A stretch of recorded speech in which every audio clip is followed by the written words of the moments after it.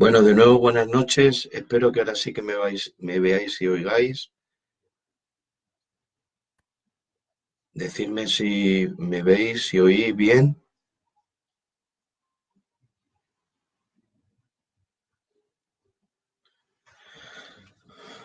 Ya van entrando hermanos. Por favor, me vais diciendo si se ve, se oye bien, ¿vale? Israel me contesta que sí.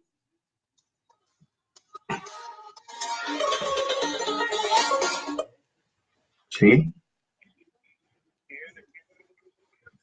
Venga, ya empiezo. Bueno, pues buenas noches a todos. Disculpadme esta demora de tiempo en la que hemos estado preparando la retransmisión, ¿vale?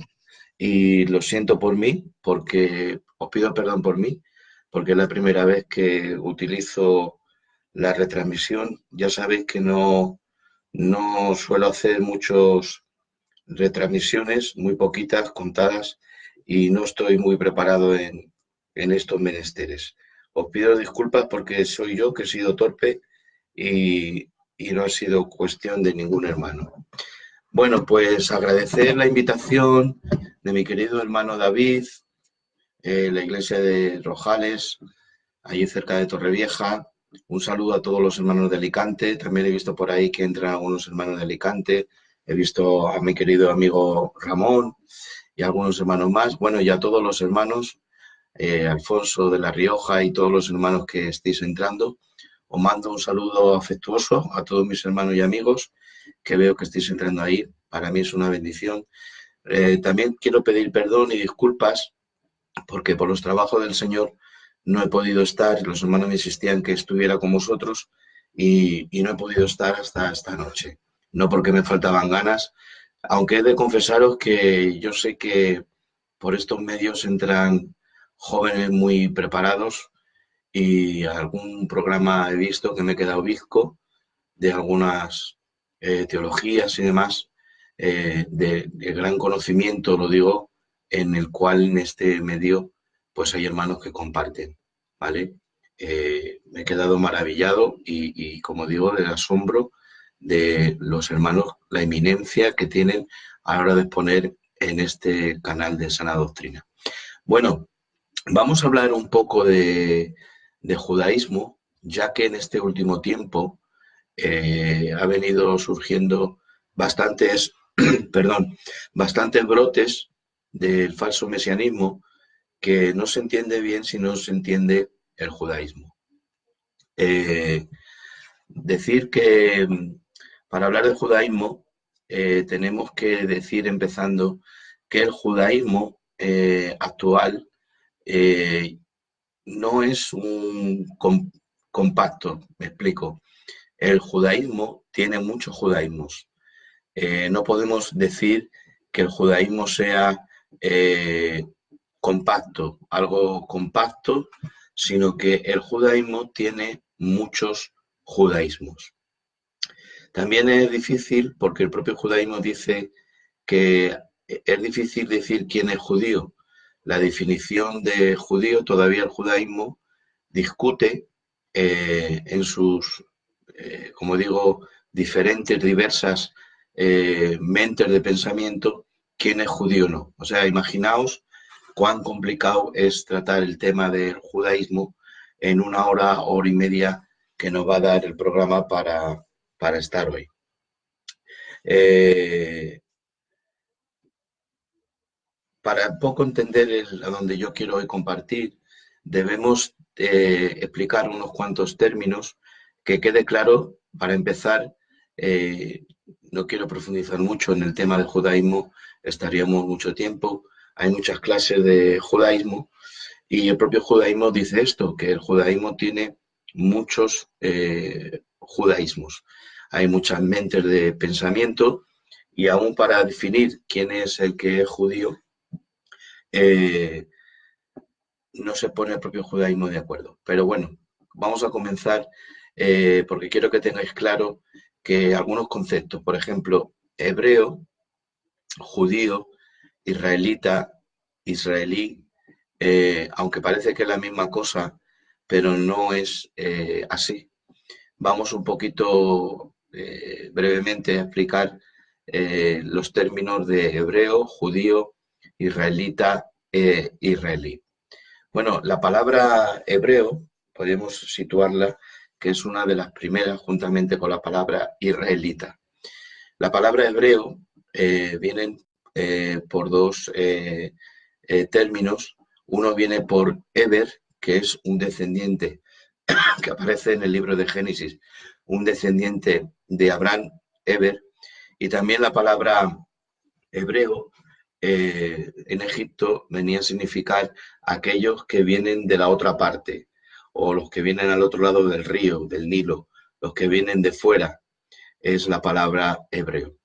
En ese término podríamos decir que muchas tribus nómadas, no solamente los hijos de Jacob, sino que muchas tribus nómadas que acudían a Egipto desde Canaán, muchas tribus nómadas, beduinos, sobre todo pastores, los egipcios lo llamaban apirus, es decir, los que vienen de otro lado, los que vienen de otra parte, la palabra hebreo. La palabra israelita son los que vienen de Jacob. Decir, entre paréntesis, me paro aquí, que por una nota al margen en la Biblia, a pie de página, se puso Jacob, ladrón, usurpador.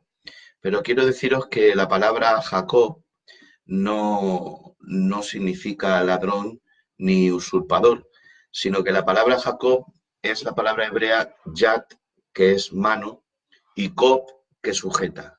Es decir, que Jacob o Jacob es yad, de mano, que sujeta. Porque cuando su hermano Esaú se adelantó a él al nacer, Jacob lo cogió por la mano y le llamaron Jacob porque sujetó a su hermano Esaú que se adelantaba a él. Bueno, israelitas son los que vienen de Jacob. Ya sabéis que el Señor le cambió el nombre a Jacob, el que sujeta por la mano derecha. Le dijo, he venido a bendecirte, yo estaré contigo. Y Jacob durante toda su vida, si vemos en el libro de Génesis, la gente ha estado adelantándose a él y él intentando sujetar y que viniera esa bendición que sabía que tenía desde el vientre de su madre. Ahí el ángel le dice, déjame porque ya raya el alba. Ese déjame que ya raya el alba debemos de entenderlo como que el propio Dios le estaba diciendo, Jacob, no tengas temor de tu hermano, yo estoy contigo como he estado y estoy contigo. Y le dice, déjame ya, como diciendo, déjame, ya te he dicho que te he bendecido y que te guardaré y mi pacto seguirá contigo y tus descendientes, que ya raya el alba. En algunas exposiciones que yo he oído parece como que cuando el ángel de Jehová le dice déjame que raye el alba, es que como una especie de vampiro, que el ángel el día le perjudicaba y se marchaba, pero bueno, no, el ángel no era un vampiro, por supuesto, sino que el propio Dios le está diciendo déjame que ya raya el alba, diciendo ya te he dicho que te voy a bendecir, déjame que ya raya el alba, ya te he dicho lo que te tenía que decir. Bueno, la palabra hebreo son todos los que descienden del descendiente de Abraham, Eber, como decía, y también los egipcios llamaban a las tribus nómadas que descendían, les llamaban Abiru, hebreos, los que vienen del otro lado, los que vienen de fuera, ¿vale? Israelita, todos los que son hijos de Jacob, ¿de acuerdo? Porque de Israel, Jacob, Israel, descendientes de Jacob, los israelitas, ¿de acuerdo? Bien, la palabra judío, no encontramos la palabra judío en ninguna parte del Antiguo Testamento, perdón, hasta solamente en el libro de Esther, que a Mardoqueo se le llama el judío Mardoqueo. Siempre se llamaban israelitas, encontramos israelitas, no, en el Antiguo Testamento en ninguna parte aparece ni en el libro de Génesis, ni en el Éxodo, ni en Levítico, ni en Números la palabra judío, porque se va a empezar a llamar a los judíos cuando es la división de los dos reinos, ¿de acuerdo? Y viene la deportación. Entonces, Entonces ahí ya las 10 tribus se han marchado al norte y allí en el norte se han asimilado por las invasiones asirias y tuvieron dos grandes tragedias, las dos tribus que se dividieron y se marcharon al norte. Las dos grandes tragedias fueron de que al marcharse las 10 tribus, ocupar desde Samaria y Galilea, los altos de Golán, el norte de Israel, no tenían templo. El templo se quedó en Judá, en Jerusalén, era el territorio de Judá. Entonces, el gran prejuicio que tuvo las 10 tribus, la casa de Israel, desde Roboán, ya sabéis que el reino de Israel solamente ha estado unificado en los tiempos de David. Con Salomón parece una decadencia, aunque también estuvo unificado. Sobre todo sobre Roboán ya se hace la partición y 10 tribus se marchan, como digo, al norte y Judá y Jerusalén, que está en el territorio de Judá, juntamente con Benjamín. No citamos a Leví porque Leví no recibió tierra cuando fue la repartición por Josué de la tierra prometida. Entonces las 10 tribus se marchan al norte. Le pasan dos grandes acontecimientos trágicos, es no tener templo, no hay fiestas, no se celebran fiestas, no hay sacrificio, no hay ofrendas, no hay sacerdocio.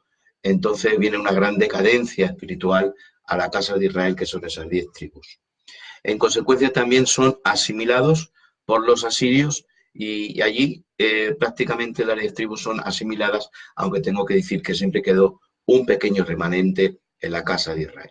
El Señor en Ezequiel le dice que una señal, que coja 2 palos y que ponga en un palo de Judá y otro palo de la casa de Efraín, palo de José, y que los una en su mano. Y cuando los ancianos le pregunten qué señal es la que nos muestras, así le dirás, Ezequiel: en aquel tiempo haré un pacto con la casa de Israel, en el cual ya no se dirá más casa de Judá ni casa de Israel, sino que los dos serán un solo palo en mi mano.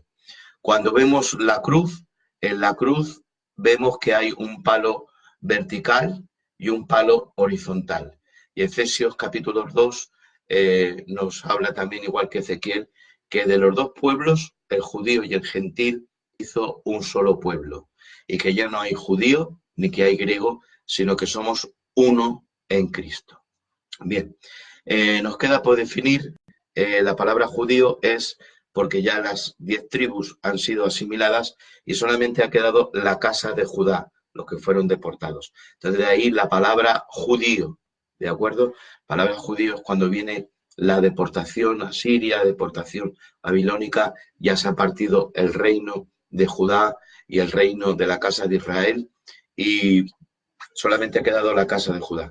Deciros que yo predico, he predicado y predicaré devocionalmente el hijo pródigo. Cuando en la iglesia hay una familia que ha dejado de asistir y vuelve, o un matrimonio o un joven, yo predico y predicaré devocionalmente el hijo pródigo. Pero quiero deciros que literalmente Jesús, cuando predicó, que estaba enseñando a la casa de Israel, les habla la parábola del hijo pródigo, hablando de la partición de los dos reinos. La casa de Israel es la que se marcha y gasta sus bienes y vive perdidamente. Incluso nos dice, hay un dato, que el hijo pródigo quería comer de las algarrobas que comían los cerdos. Y encontramos en el Evangelio que el único región en el que había cerdos en Israel, porque estaba prohibido por los mandamientos ceremoniales de purificación ritual del kosher, el comer cerdo. Y la única región que vemos donde hay cerdos es en Gadara, que es en la región de Galilea, donde se marcharon las 10 tribus. Cuando nos habla del hijo que está en la casa, el hijo que está en la casa no está dentro de la casa del padre, sino que está en el campo. Y viendo que viene su hermano, el que está con el padre, aunque no vive dentro del padre, que hay una relación de padre-hijo, que se sientan a la mesa, sino que está en el campo y oye que viene su hermano, se enoja y le dice: nunca me has dado ni un cordero para sacrificarlo con mis amigos. Y el padre, a este hijo que aparentemente está en la casa, le dice: pero hijo mío, si todo lo mío es tuyo, solamente lo habías tenido que pedir. Ahí vemos que no había relación. El hijo que queda en casa es la casa de Judá, los que quedaron allí en el templo y las otras 10 tribus que se marchan al norte, podríamos decir que es la casa de Israel, el hijo pródigo que vuelve. Y el Señor empieza su ministerio cuando viene a Israel, que se encuentra a un Israel totalmente. Fijaos qué escenario cuando aparece el Señor es que Israel no está unificado, las 10 tribus han sido asimiladas y la propia profecía de Isaías nos dice tierra de Zabulón, tierra de Neftalí, al otro lado del Jordán, Galilea de los gentiles. Y ahora nos va a decir en qué situación está. Dice, la tierra sentada sobre tinieblas, gran luz le resplandeció. Él dice, Galilea de los gentiles. Ya nos habla cómo estaba aquella región del norte cuando va a aparecer el Mesías. Isaías, hablando del Mesías, está diciendo tierra de Zabulón, tierra de Neftalí, al otro lado del Jordán, Galilea, ¿pero de qué? De los gentiles, es decir, de los inconversos. La tierra sentada sobre tinieblas, gran luz resplandeció. ¿Por qué Jesús no empezó por Jerusalén? Ningún rabino les daría por empezar por un sitio donde tenían fama de ignorantes, porque los fariseos a la gente de Galilea los tenían como una gente maldita que no sabía la ley. Ya lo decían ellos, los de Jerusalén, viendo a los de Galilea, ¿de acuerdo?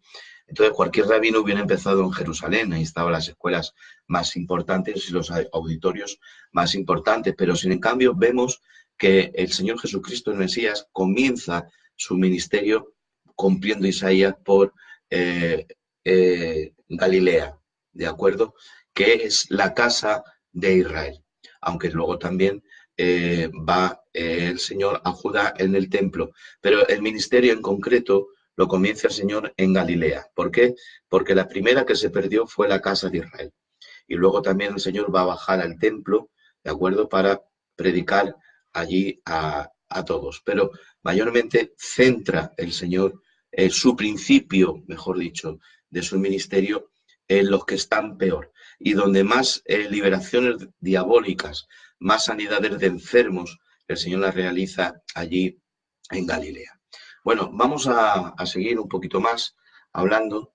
En la época de Jesús había algunos grupos religiosos, como estoy diciendo, ya os he dicho, que Israel está asimilado a la casa de Israel, aunque queda un poco remanente en el norte.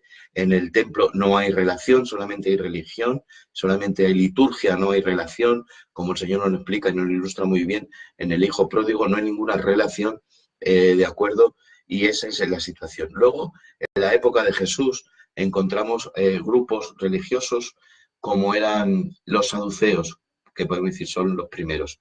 En la época helenística que vivió Israel, la época helenística, la época griega que vivió Israel, la invasión de los griegos a cargo de Alejandro Magno, que al no tener hijos fue el general que murió más joven de la historia, al no tener hijos, desgraciadamente dividió su reino en sus generales. A Seleuco le entregó, aparte de que es de Oriente Medio, Israel y las tierras circundantes, las recibió Seleuco, de ahí que se llama el periodo selúcida, porque viene del general Seleuco que recibió esa tierra. Estuvo durante bastantes años Israel invadido por los griegos, sobre todo con Antíoco Epifanes IV, que hizo aquella gran profanación totalmente tremenda, una tipología de la abominación desoladora que luego nos habla el profeta Daniel. A esto, Modín se levanta una familia que se llama los Macabeos. Los Macabeos van a iniciar una gran revolución celote y van a armar un ejército bastante poderoso de rebeldes que se van a unir y se van a levantar en una resistencia tremenda de fuerte contra los griegos.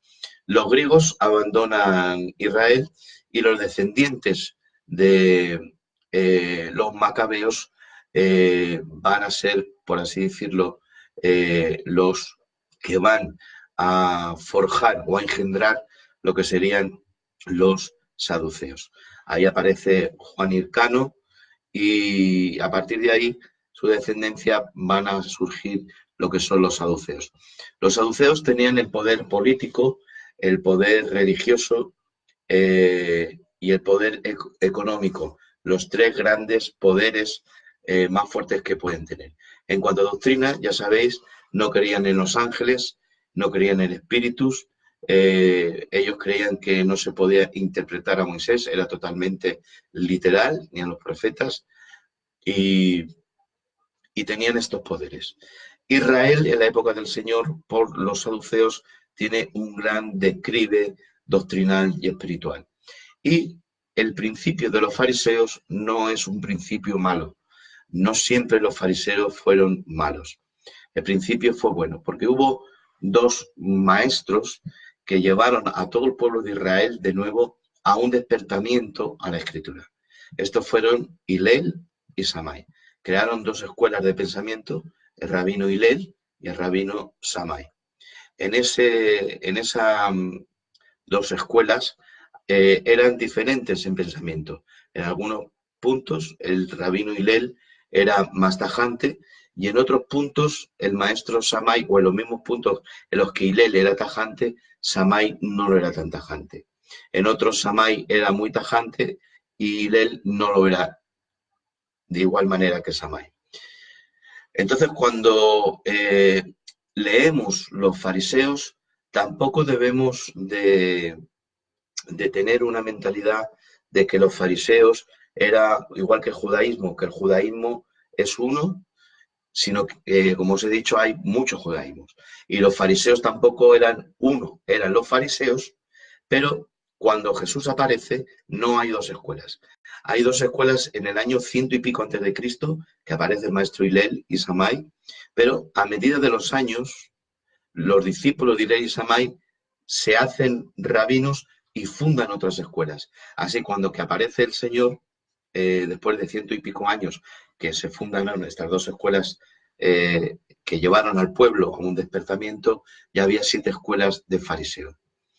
Por lo que entendemos que había fariseos muy cercanos a Jesús y había fariseos totalmente contrarios y enemigos de Jesús. ¿De acuerdo? La madre de Juan Elcano fue sabia y le dio un consejo, viendo que los fariseos empezaban a surgir, les dio un consejo que metieran en el Sanedrín también a fariseos.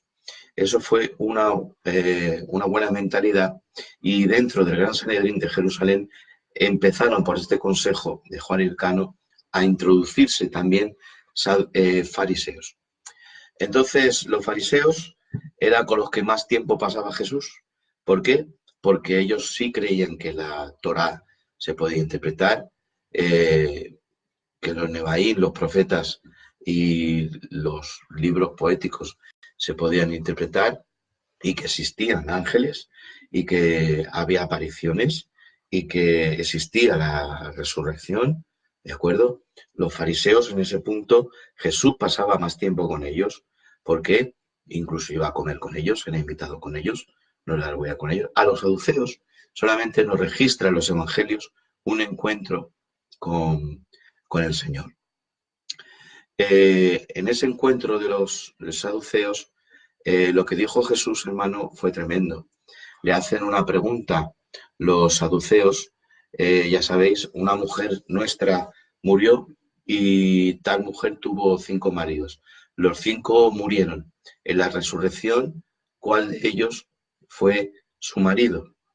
Entonces el Señor les dice, vosotros ignoráis, desconociendo las Escrituras.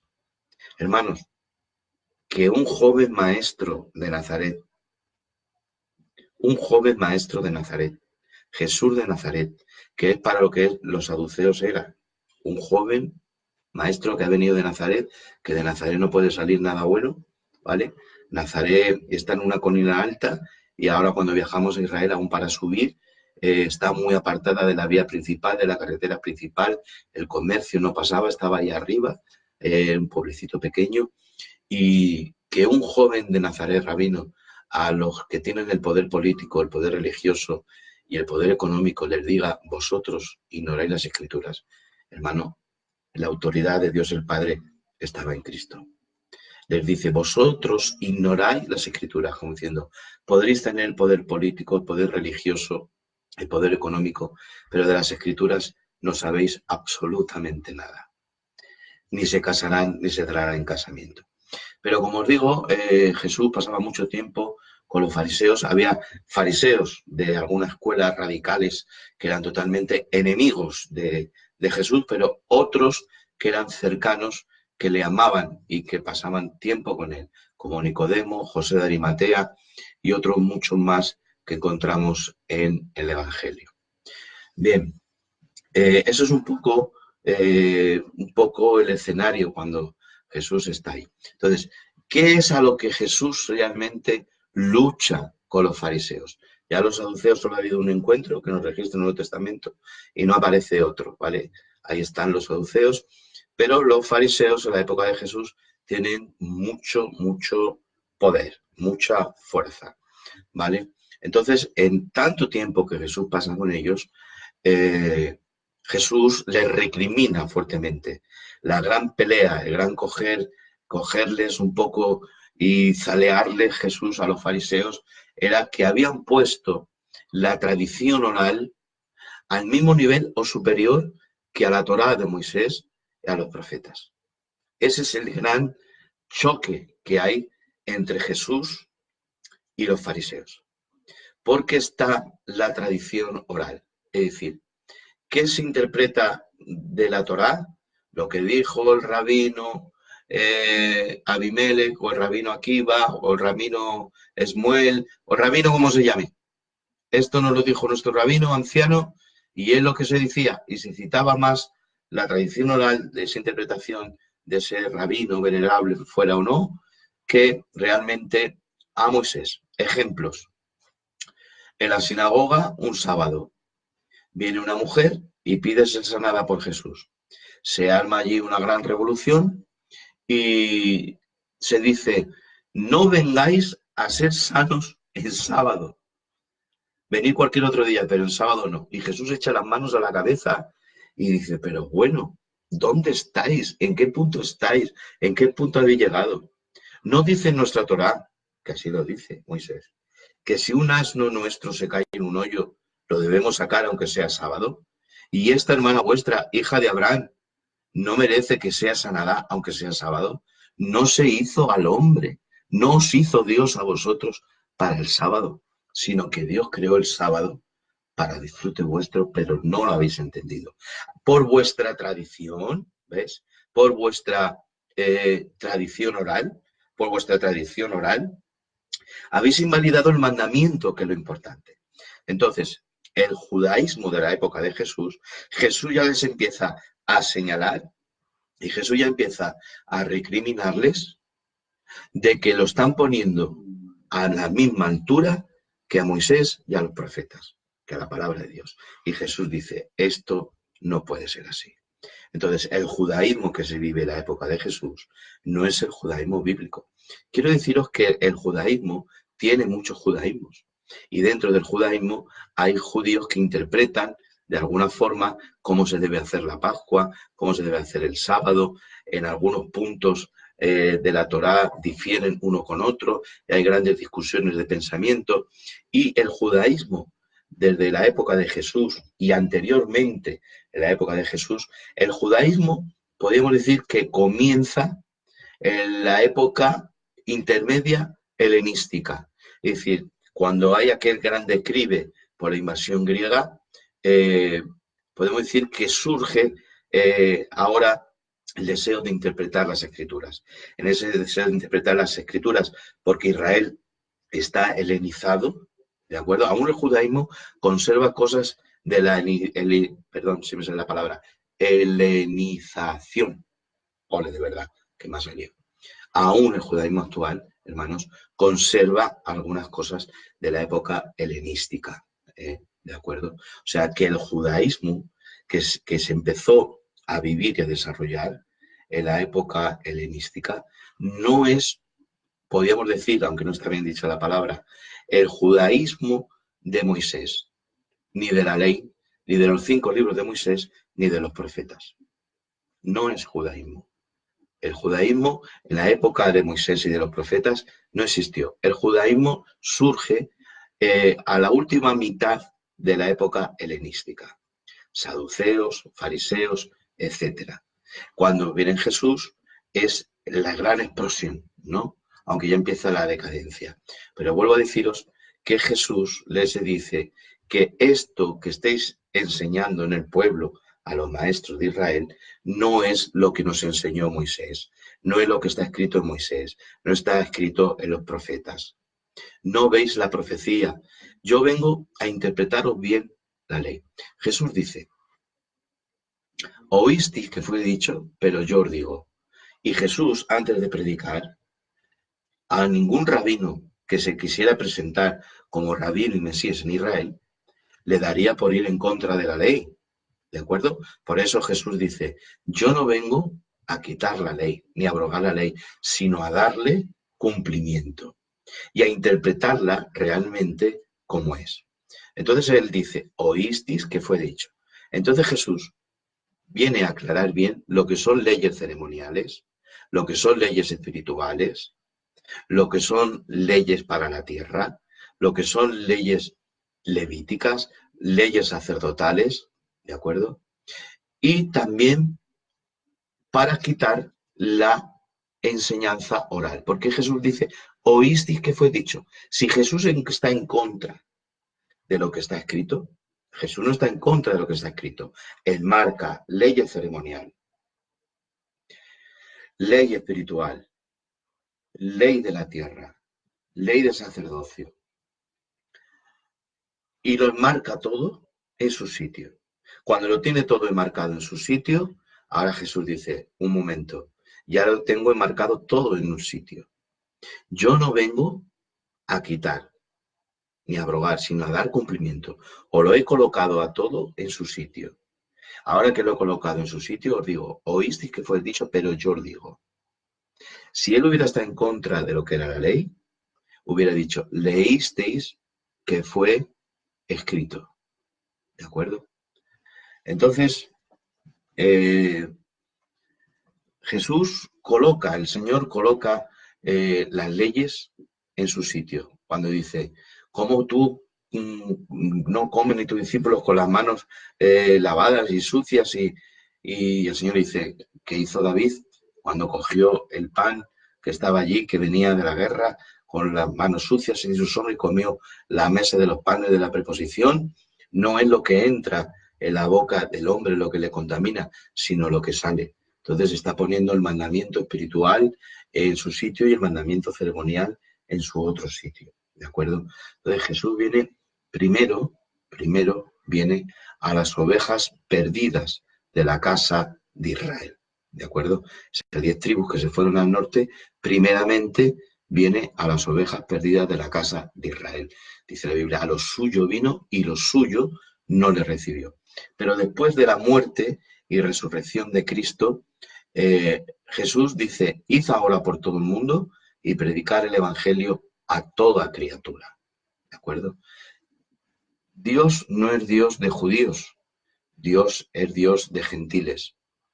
Pablo, en Romanos capítulo 1 y 2, va a sentar primeramente al judío en la silla de culpable, pero también al gentil lo sentará a nosotros en la silla de culpable, Pablo. ¿Y por qué sienta en silla de culpables primero al judío?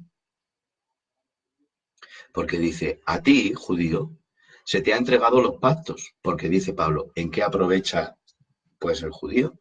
Dice, mucho en todas maneras, porque a ellos ha sido entregada la palabra de Dios. Con ellos ha sido el que Dios pactó, todos los pactos, Dios pactó con los patriarcas y con el pueblo de Israel. ¿De acuerdo? Pero como mucho se te mostró, se te entregó la palabra, se te entregó pactos, no andaste conforme a la fe. Entonces eres culpable, porque todo esto no te ha servido para andar conforme a la fe. Entonces eres culpable. Pero al gentil le dice, tú también eres culpable, porque aunque el Señor no te ha entregado la palabra a ti, gentil, ni ha pactado contigo, gentil, tú también eres culpable delante de la justicia de Dios el Padre. Porque lo que de Él se conoce, por medio de las cosas creadas, es decir, por medio de la creación, ahí está su testimonio de que existe. Y tú, gentil, no puedes decir que eres ignorante, yo no lo sé, Israel es culpable, yo no, porque Israel tiene los pactos, Israel tiene la palabra, lo han dado conforme a la fe, han dado conforme a la letra, conforme a la tradición, conforme a la religión. No, pero tú, gentil, también eres culpable porque por medio de lo creado, Dios se ha manifestado en ti. Entonces, Pablo en Romanos culpa al gentil y al judío, pero dice que el gentil y el judío, Dios ha venido a traer salvación al judío y al gentil. Amén. Bien. Bueno, seguimos. Volvemos otra vez a retomar judaísmo. Volvemos a la época de Jesús. Ese judaísmo que se está viviendo latente, poderoso en la época de Jesús, no es el judaísmo de la Biblia. Por ejemplo, encontramos en el Antiguo Testamento que judío es el que es de padre, pero el judaísmo de ahora, sobre todo de la época de los romanos, dice que judío es el que lo es de madre. Pero encontramos en la Biblia que no fue de esa manera, sino que vemos, por ejemplo, cuando viene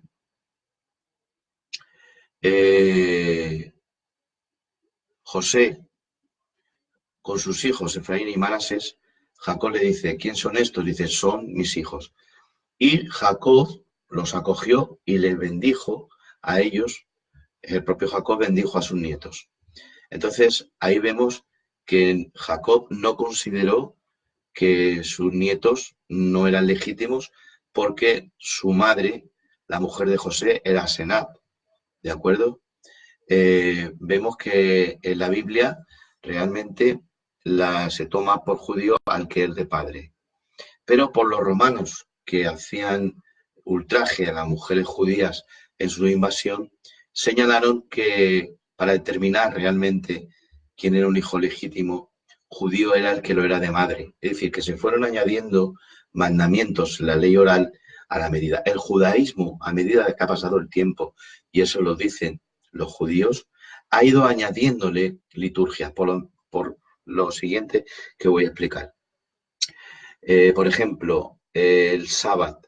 El sábado que ahora se celebra, los judíos celebran, no es el sábado de la época de Jesús ni de Moisés.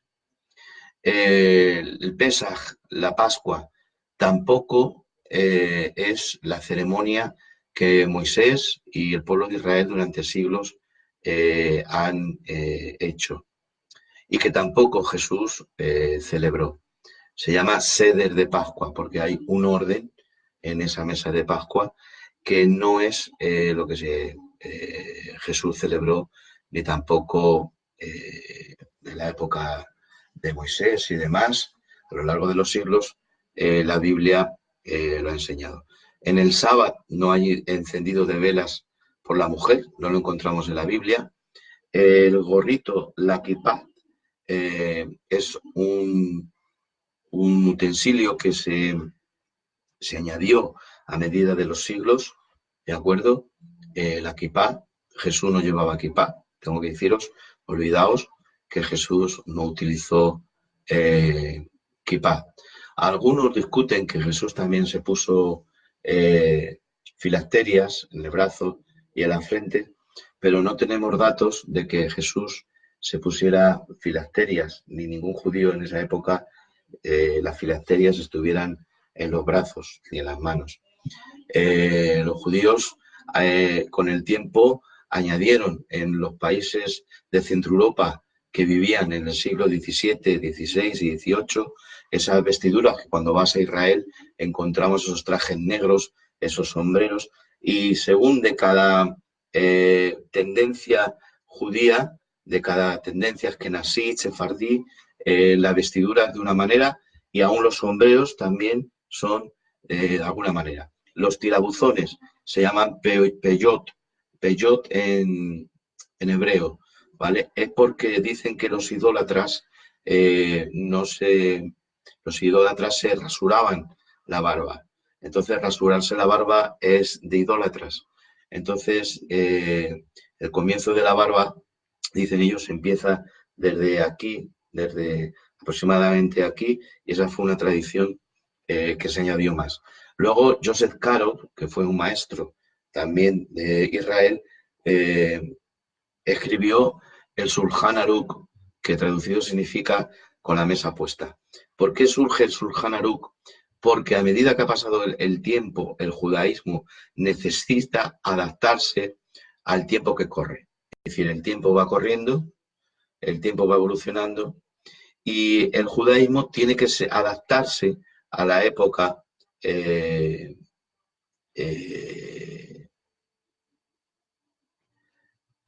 que corre. No sé si me explico bien. El judaísmo tiene que adaptarse a la época que viven los judíos. Entonces, hay cosas que quedan ya atrás. Entonces, para no quedarse atrás, Joseph Caro escribe un compendio, un libro, de cómo se tiene que poner la mesa, cómo se tiene que orar, a qué hora hay que hacer la primera bendición, la última bendición de todas de la noche, cómo tiene que hacerse, cómo sentarse, a qué hora sale el sol, a qué hora se... Es decir, adaptar el judaísmo a los tiempos que corren. Bueno, en la época de Jesús no había Talmud, ahora hablaremos un poquito de todo eso, y es sobre aproximadamente en el año 70 se destruye el templo. Entonces el judaísmo recibe un gran golpe porque el centro neurológico de la religión judía es el templo. Entonces, al no haber templo, las leyes ceremoniales del 70 después de Cristo, fijaos que poquito tiempo, 70 después de Cristo, dice que cuando Cristo murió, el velo del templo se rasgó en dos, porque nuestro Señor no entró en el tabernáculo hecho por mano de hombre, sino en el verdadero, en el celestial, y no entró con sangre ajena, ni de machos toros, ni de machos cabríos, sino entró con su propia sangre. Al entrar con su propia sangre, el cordero hizo que el velo se abriera en dos. Entonces, a partir de ahí ya las leyes ceremoniales no tienen por qué. Por eso en el año 70 Adriano destruyó el templo y ya no puede haber sacerdocio ceremonial, no puede haber sacerdocio levítico, ni las leyes ceremoniales están en vigencia ya. Ya las leyes ceremoniales no tienen ninguna validez porque ya no hay templo. Al no haber templo, no se puede celebrar ni la Pascua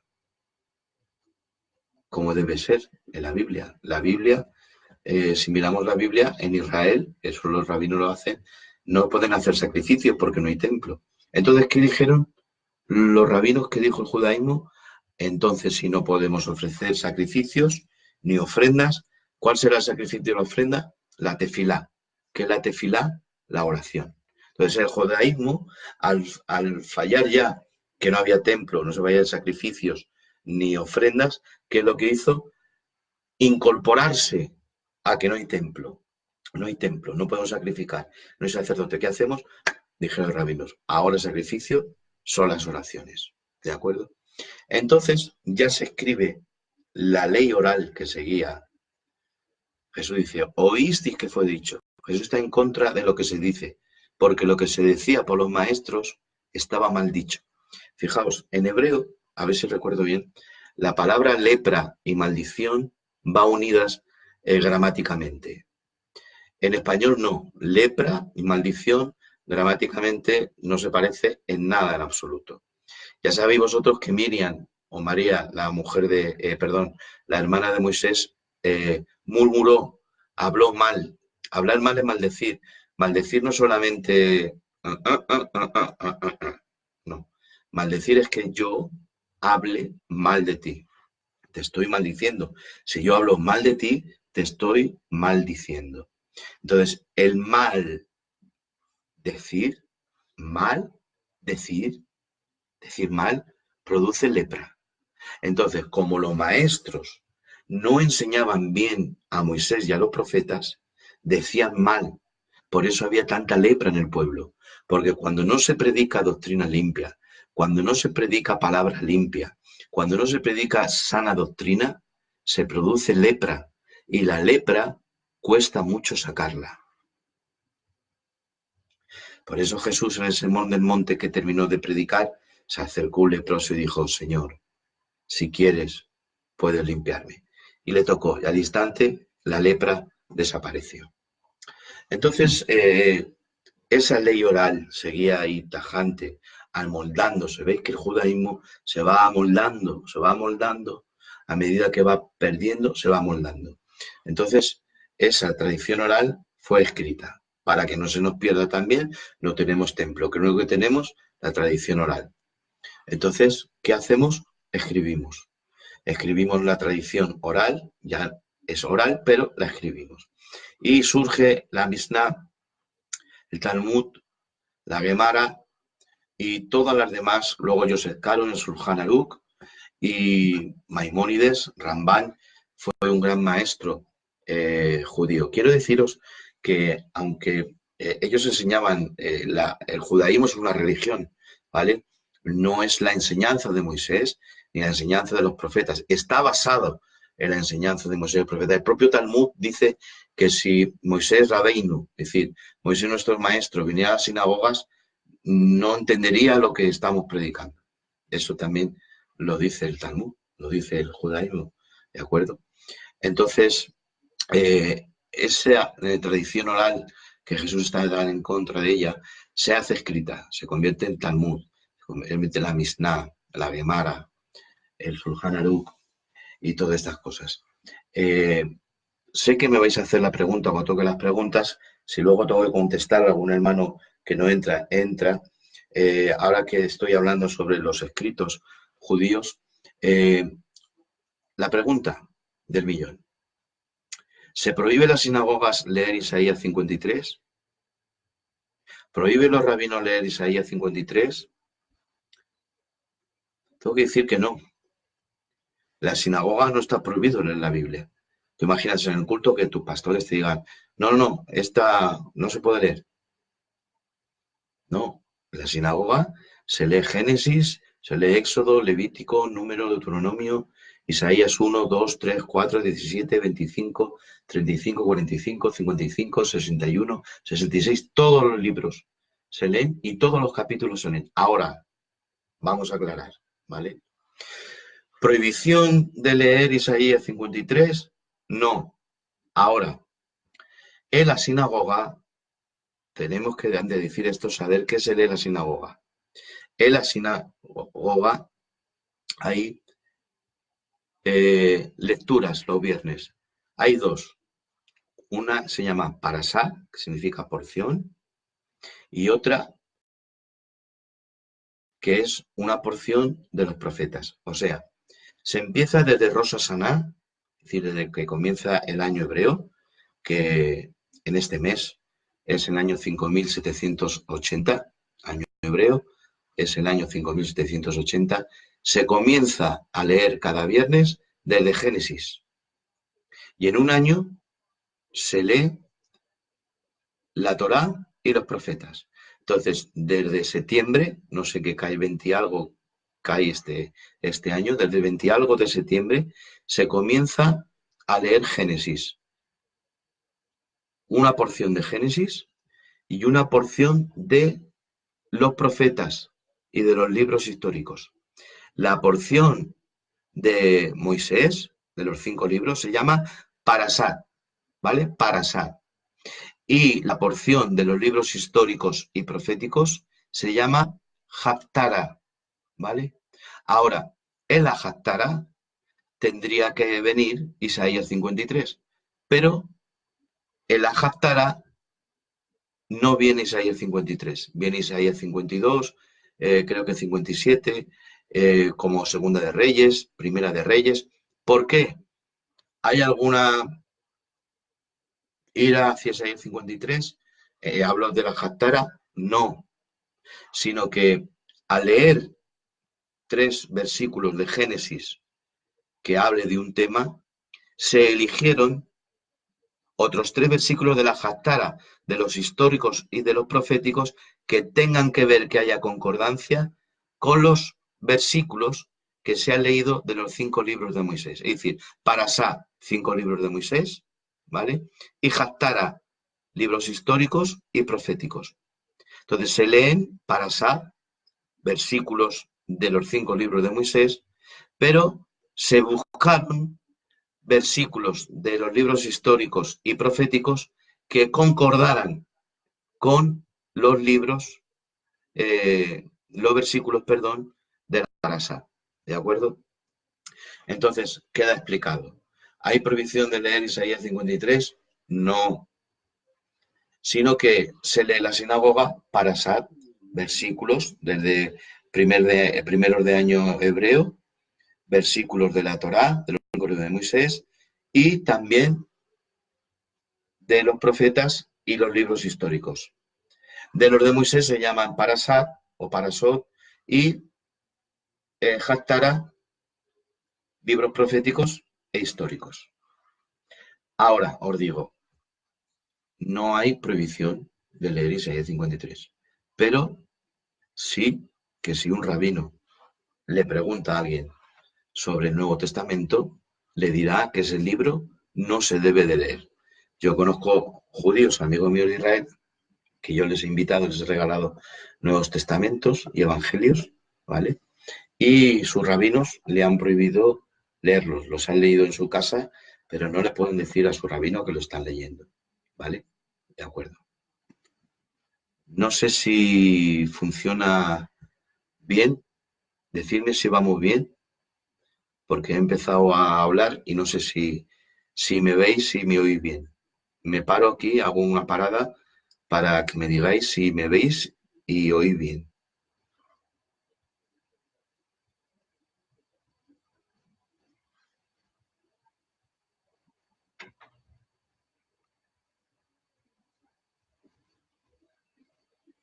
Vale, me dicen que me veis y oís bien. Bueno, ya tenemos claro, hermanos, que el judaísmo, vuelvo otra vez para que lo cogéis bien, el judaísmo no es una religión única, sino que el judaísmo tiene muchos judaísmos, ¿vale? Que el judaísmo no, aunque está basado en lo que escribió Moisés y los profetas, son interpretaciones que los maestros, sobre todo en el último periodo helenístico de Israel, a lo largo del tiempo, fueron poniéndolo a la misma altura que Moisés y que los profetas. ¿De acuerdo? Bien. Y que el judaísmo fue añadiendo poco a poco más cosas que si ahora se celebrara el sábado en los tiempos bíblicos, los de los tiempos bíblicos no sabían que estarían celebrando. Y si celebraría la Pascua, se darían alguna noción por el Cordero y bueno, pero que la liturgia no tiene que ver. Por eso hay muchos falsos mesiánicos. Entonces, no he hablado todavía del falso mesianismo, ¿de acuerdo? Falso mesianismo, hay un verdadero mesianismo. ¿Cuál es el verdadero mesianismo? Aquel que es judío, ¿de acuerdo? Y acepta a Jesús como Salvador. Entonces es un mesiánico, ¿vale?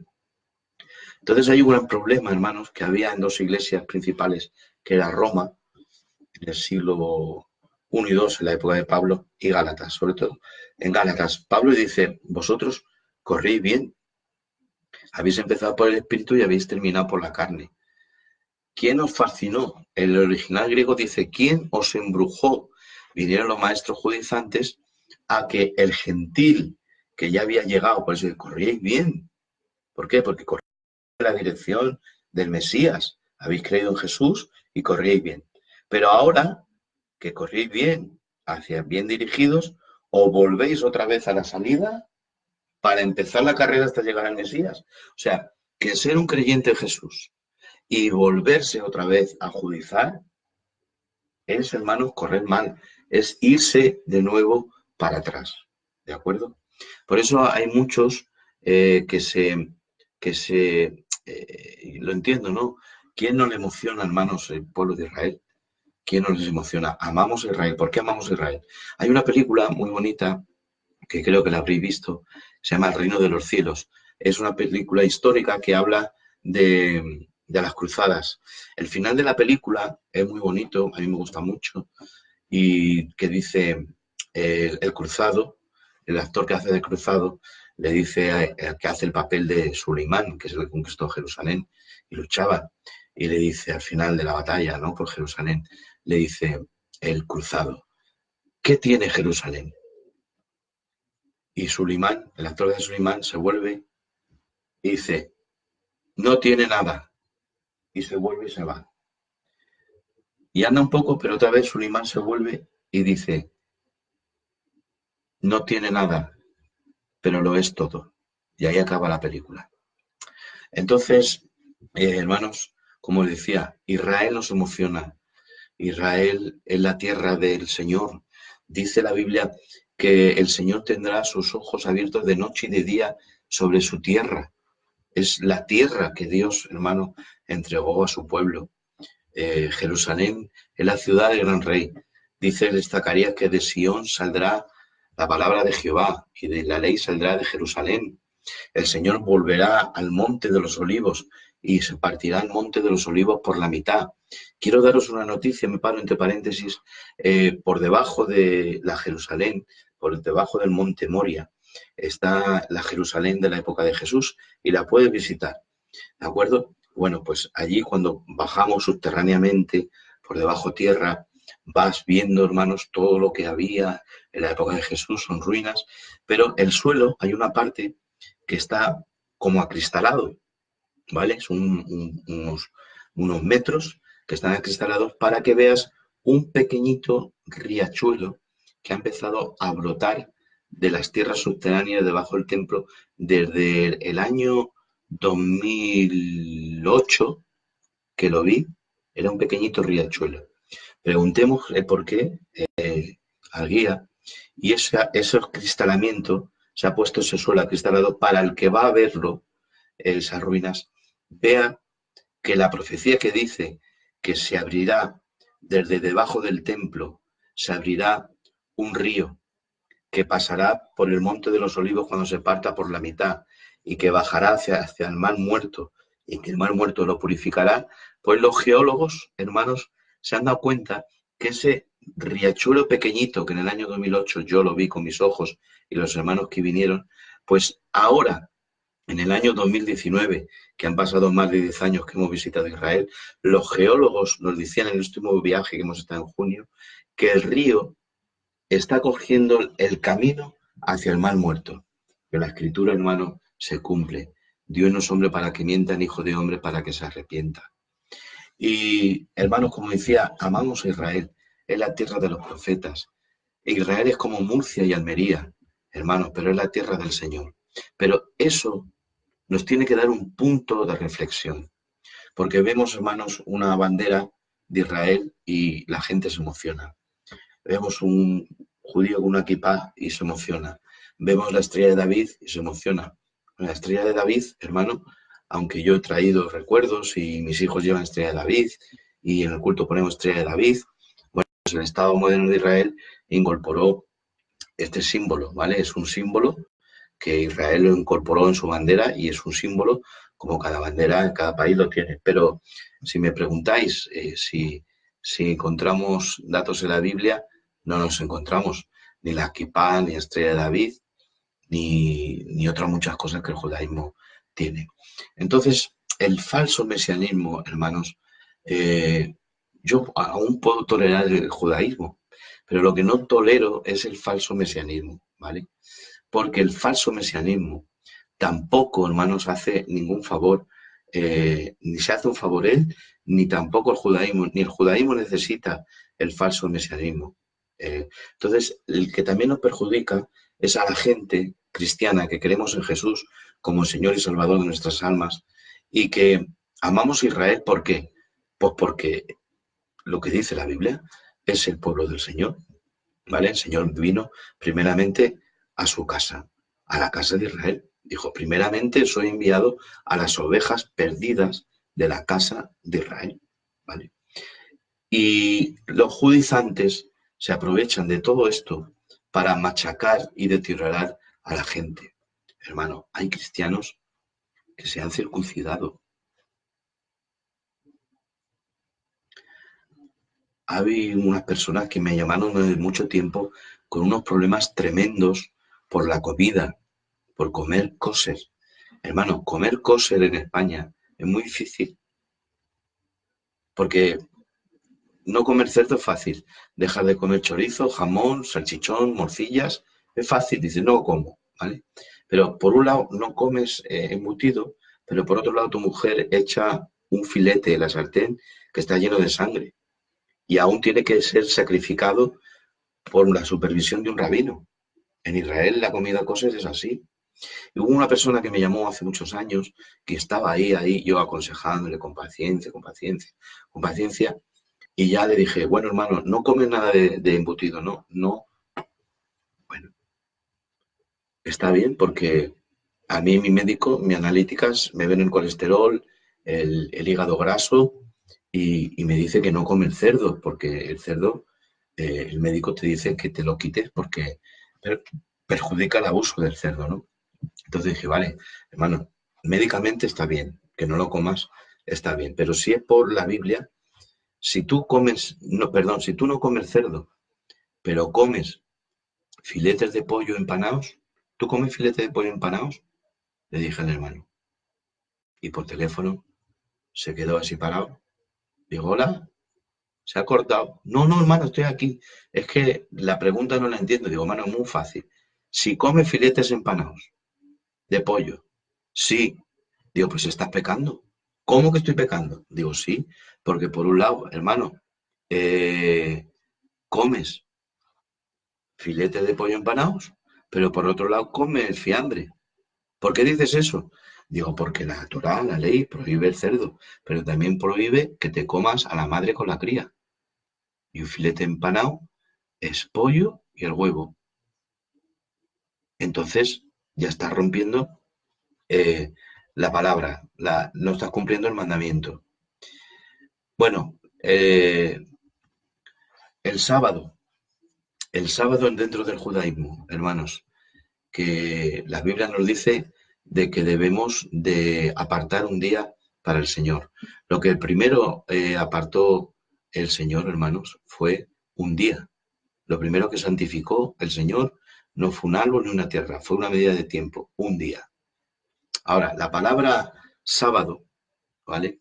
Mm, no es descanso, no es reposo, sino se diría mejor cese de obra, cesar de obrar. Entonces, ¿qué significa el sábado? Es que Dios ha cesado, porque Dios no se cansa. Dice, Dios descansó. No, la traducción original en Bereshit es, y Dios cesó de obrar. Y cuando cesó de obrar, contempló que todo lo que era bueno.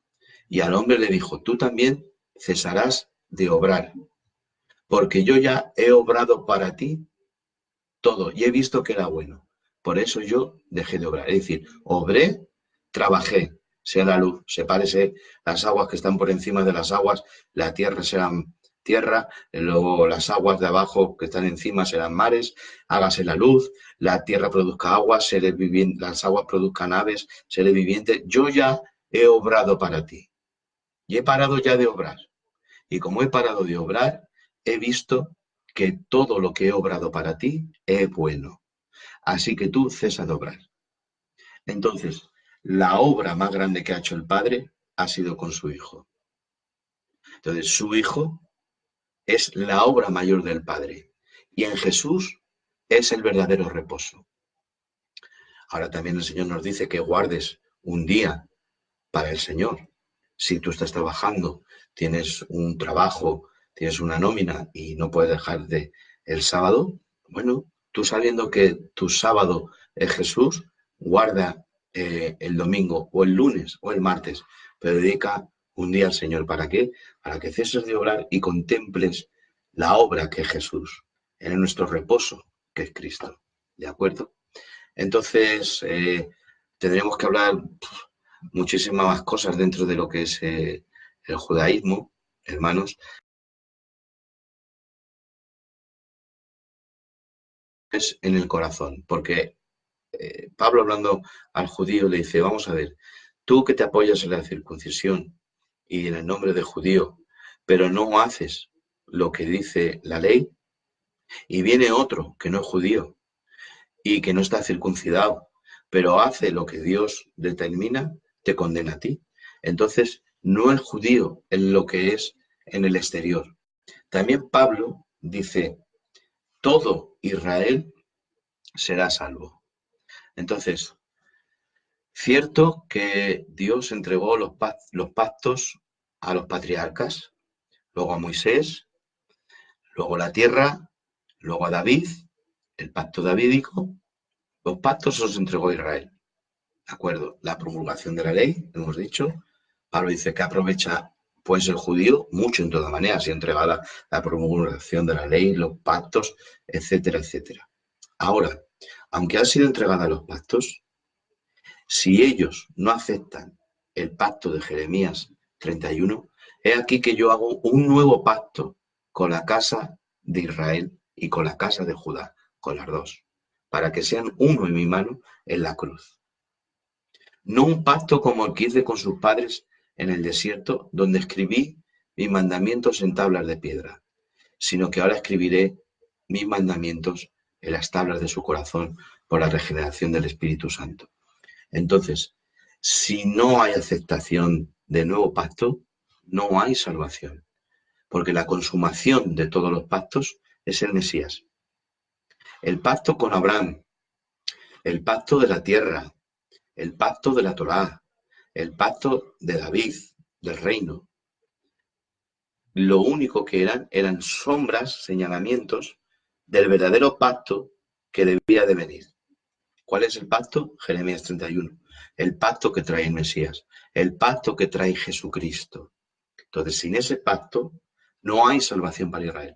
Pero hermano Miguel, ¿cómo dice Pablo que entonces todo Israel será salvo? Claro, y los profetas también nos dice. Dice que Israel llorará como se llora por hijo primogénito. Y le preguntarán, y se nos dice hasta el mensaje por el cual Israel se salvará. Escudriñad. Os voy a dar una noción. Dice que le preguntarán Israel al Mesías cuando vuelva. ¿Qué son estas señales que hay en tus manos? Es decir, eres el Mesías, te aceptamos, pero nos llama la atención las heridas, que siendo el Mesías traes unas heridas en tus manos. Y el Señor dirá, estas heridas me las hicieron en las casas de mis amigos. Y eso les hará a Israel, y ahora hermanos, siento al Señor, le hará a Israel, destaca la Biblia, y llorarán como se llora por hijo unigénito. Les dolerá tanto a Israel cuando vean y reciban al Mesías. Y en la venida del Mesías le preguntarán, pero eres el Mesías, te aceptamos, pero ¿cómo que siendo el Mesías tienes heridas en las manos? Y él les dirá, estas heridas me las hicisteis en la casa de mis amigos. Y le dolerá tanto que el Mesías vino y no le reconocieron, que llorarán. Ahora, dice Pablo, volvemos, todo Israel será salvo. Pero, ¿qué todo? ¿Nuestro todo o el todo de Dios? Porque para mí, tu mucho puede ser mi todo. Y quizá para ti, mi mucho puede ser tu todo. Un todo no es igual para todos. Entonces, el todo de Dios. ¿Cuál es el todo de Dios? Su soberanía, su excelencia. ¿Habrá gente de Israel que no sea salva? Sí. Se me olvidó un término. Gracias, Espíritu Santo. Dijimos hebreo, israelita, judío, pero israelí. Faltaba israelí. ¿Quién es israelí? Israelí no es lo mismo que israelita. Israelita dijimos que son los que descienden ¿de quién? De Jacob. Hebreo son las tribus que vinieron del otro lado, los descendientes de Ber. Judío es la religión, los que vinieron de Judá. La religión es judío, judaísmo.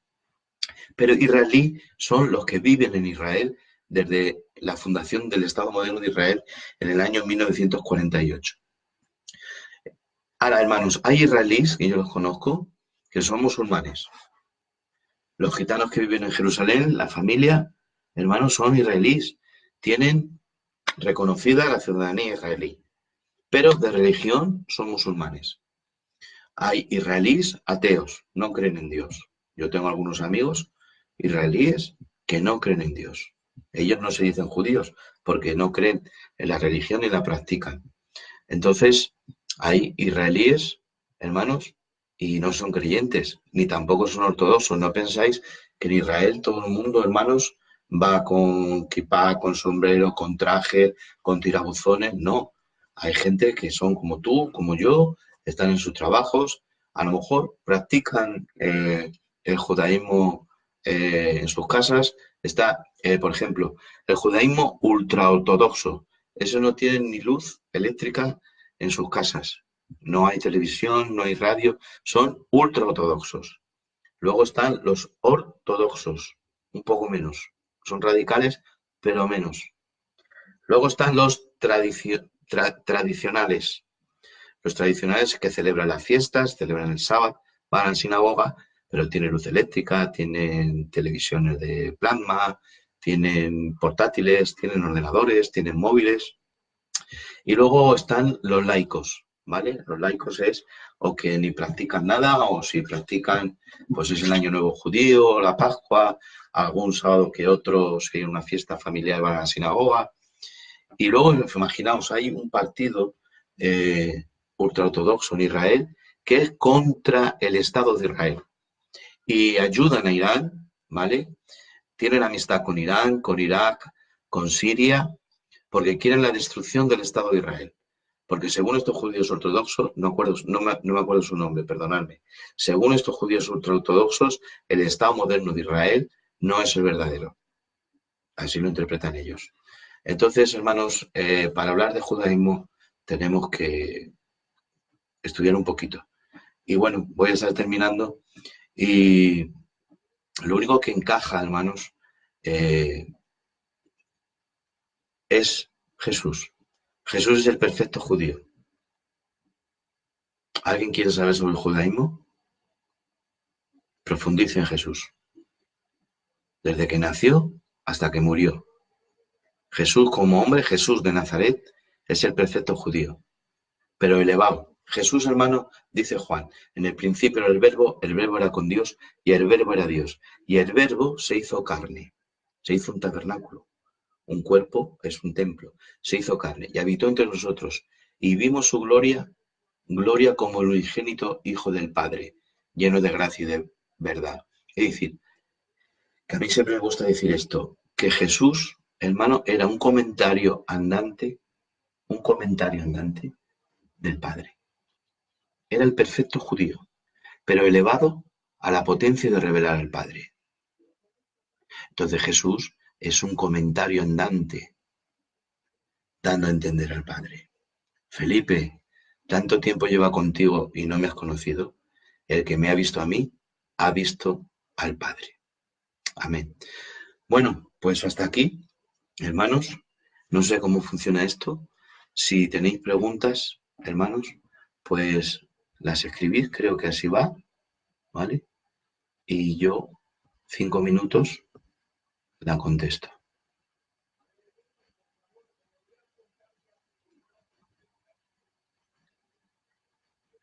Si esto me baja, que baja muy despacio, vale. Ya veo a Eliazar que dice, Miguel, cuando acabe el cierre y comparte para que se guarde. Vale.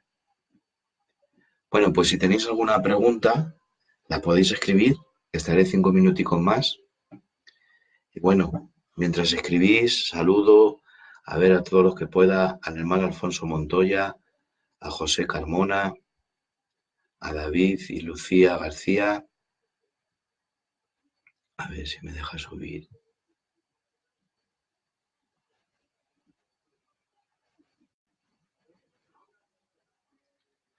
A Moisés Silva, a Rafa Borja. Hola, Rafica.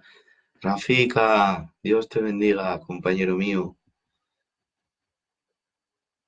A Monini Belli, a Chuche de Bilbo.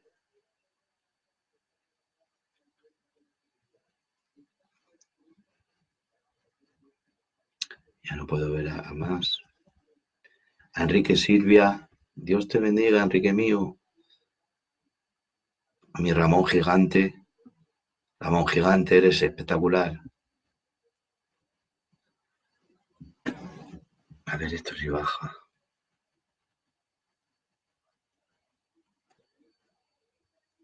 Es que estas técnicas que sabéis los jóvenes de ahora, estas palabras de teología, que me las aprendo, me las apunto, para que no se me olviden. Estas tecnologías son una maravilla. Voy a hacer más directos de esto yo. Me ha gustado.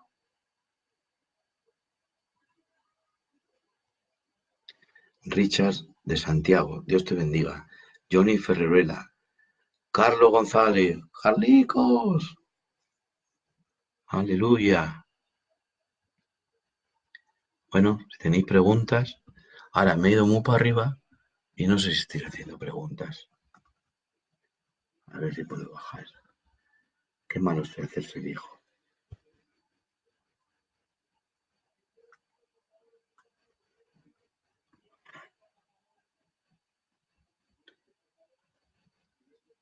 A ver,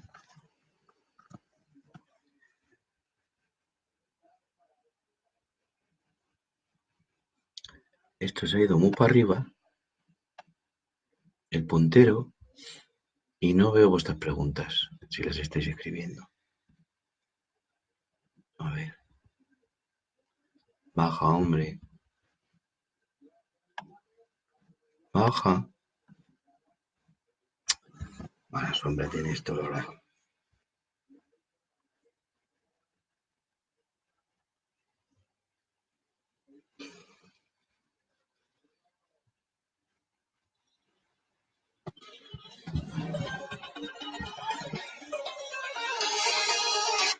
¿Sí?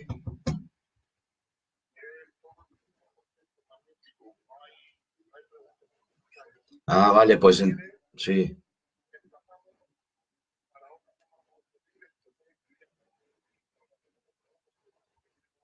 vale. Ahora, ¿cómo hago para que se guarde? ¿Cómo cierro?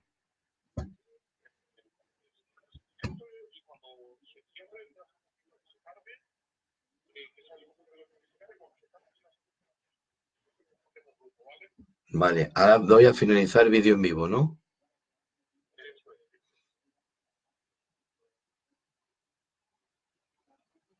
Venga, vale. Venga, que te oigo mal. Bueno, amigos míos, cariños. Bueno, que me ha gustado esto, oye. Esta cosa está bien.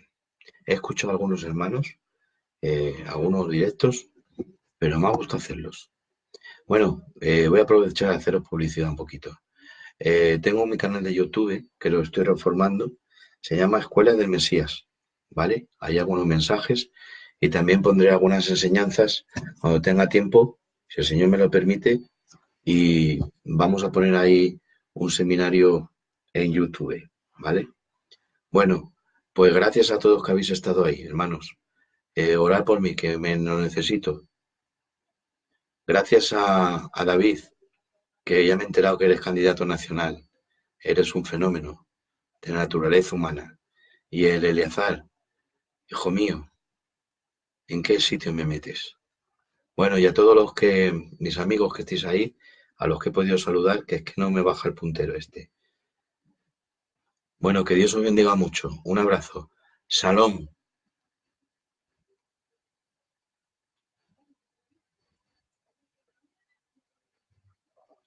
No se cierra esto. A ver.